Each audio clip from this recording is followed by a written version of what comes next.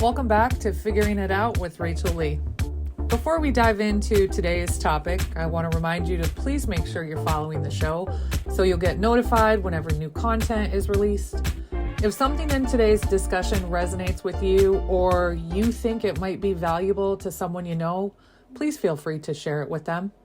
My goal is to reach anyone who might benefit from these conversations. And also, leave us a review. By you interacting with us, that kind of pushes these episodes out to additional people that will find value in it. So, without further ado, let's get into today's topic. I'm sure you saw the title of this episode and thought, what in the fuck is she talking about? And if this was you, here you go. This episode isn't about wounds per se, and it's not about dragging up old shit or even reopening pain. It's about scabs. Because a scab exists for one reason. The healing already started. And yet a lot of us, myself included, keep touching what was already trying to heal. Not because we're trying to hurt ourselves, but because it's familiar. Because it's what we know. And because at one point, it felt like connection. So today, I want to talk about what happens when you stop reopening what no longer fits who you are. And why that choice can feel uncomfortable, quiet, and honestly, a little boring at first. But also why it's one of the clearest signs that you're growing. So what is a scab? A scab isn't the injury anymore. It's what forms after the injury, when your body is already doing what it knows how to do. A scab only bleeds again when it's picked. And I think that's true emotionally too. Sometimes pain doesn't mean danger. Sometimes pain just means you're touching something that doesn't belong to you anymore. And the question stops being, why does this hurt still? And starts to become, why do I keep giving this access? Here's the part people forget. Scabs itch when they're healing. Not because something is wrong, but because something is happening. And a lot of us make the mistake that the itch is a sign we should touch it again. Here's a really simple, real life example. A guy I dated 20 plus years ago sent me a message recently. And you can use your imagination for what was on the list of things he'd rather be doing right now. But here's the thing. It's been 20 years. I'm a completely different person. I didn't respond. I didn't explain. I didn't correct him because I didn't engage. I simply deleted it. Now I'm sure he saw that I opened it, but what stood out to me wasn't that the message itself was sent to me. It's the fact that he thinks it's okay.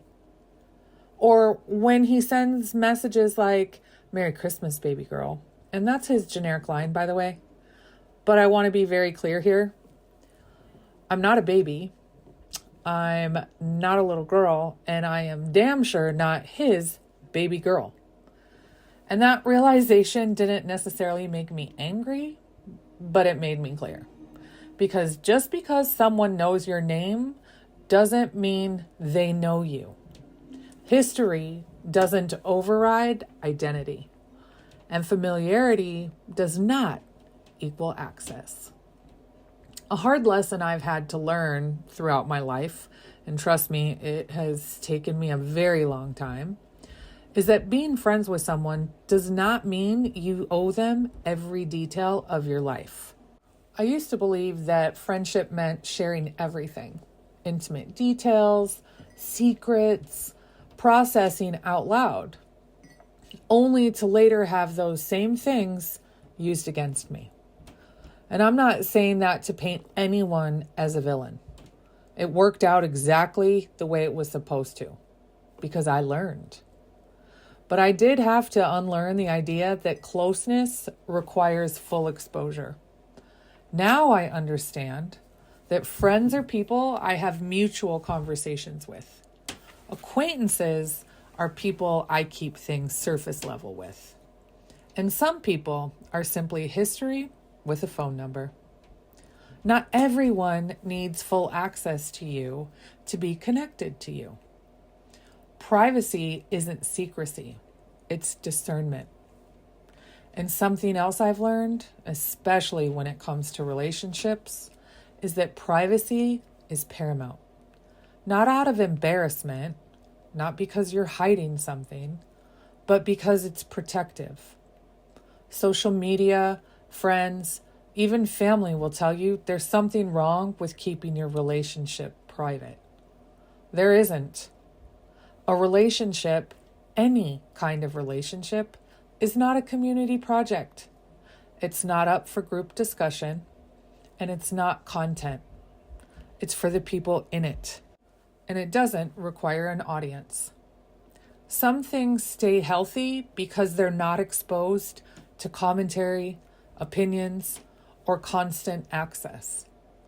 Privacy isn't shutting people out, it's choosing what and who gets in. And here's another lesson that I've learned the hard way, and it ties directly into privacy and discernment. I had a friend who would call me and talk about a mutual friend. Things she saw on social media, things she thought she knew. Plot twist, she didn't. And I didn't go running back to our mutual friend with any of it, because what purpose would that have served? It was all bullshit. Fast forward, that same person went to our mutual friend and told her a whole list of things I had supposedly said. Here's the part that matters. I had said some of those things, but I said them a year and a half, maybe 2 years earlier. They were presented like I had said them the day before.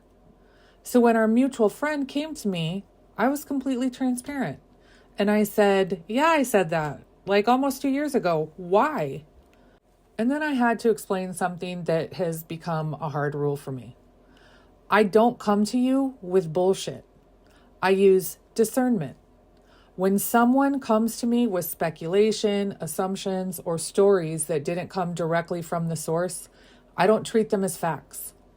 Because if someone wanted me to know something, they have my phone number and they will tell me themselves. That situation taught me quite a few things, but it also taught me something important. Not everything needs to be shared. Not everything needs to be repeated. And not everything you hear deserves a reaction. Discernment isn't silence, it's responsibility. Here's another example. Years ago, when I was living in Phoenix, I ran out of gas on the freeway during rush hour. My gas gauge had needed to be fixed, so I didn't really realize how low it was.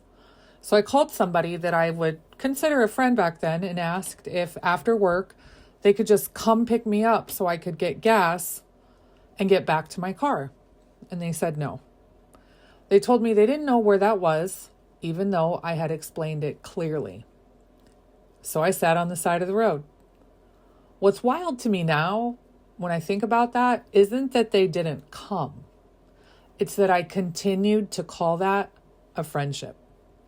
And I don't know if that says more about them or me. But I know what it taught me. Survival mode versions of us will tolerate things that regulated versions of us would never normalize. And the fact that I stayed loyal to people who didn't show up for me, that wasn't strength, that was conditioning. Here's one thing that no one really talks about. When you stop picking the scab, when you stop responding, explaining, chasing, fixing, it can get quiet. There's less drama, less emotional spikes, less chaos, and at first it can feel wrong. But peace can feel boring when you're used to pain. Silence can feel uncomfortable when you're used to constant stimulation. But quiet is often where your healing is going to finish. And sometimes growth doesn't hurt like a wound, it itches like restraint. I want to talk about something else that ties into all of this because A lot of people might hear these stories like this and think, well, that's an L. And maybe it is, but an L doesn't always mean a loss. Sometimes an L is a lesson. And the only reason it feels like a loss is because you haven't integrated it yet. But here's what I've learned. When something falls away, a relationship, a friendship, a dynamic, even a job, it doesn't automatically mean you failed. Sometimes it means you outgrew the terms. A loss drains you. A lesson teaches you. And once you really learn the lesson, you stop repeating the pattern. Not because you're forcing yourself to change, but because it no longer makes sense to go backward. And that's how you know it wasn't a loss. It didn't take something from you. It gave you information. And information, when you actually use it, becomes self-trust. Before we wrap up, here's what I want to leave you with. If something keeps bleeding, stop touching it. Not everything that hurts is unfinished. Some things hurt because they're over. You don't need to respond to everything. You don't need to explain your boundaries.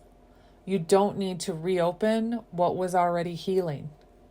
And growth often looks boring, quiet, uneventful from the outside, but peaceful on the inside. If you're figuring out how to trust yourself enough to stop reopening what no longer fits, that's the space I work in with people. My DMs are always open whenever you're ready. And if you take nothing else from this episode, take this. The test isn't whether the message is going to show up, it's whether you answer it. As always, thank you for being here, and I'll see you in the next episode.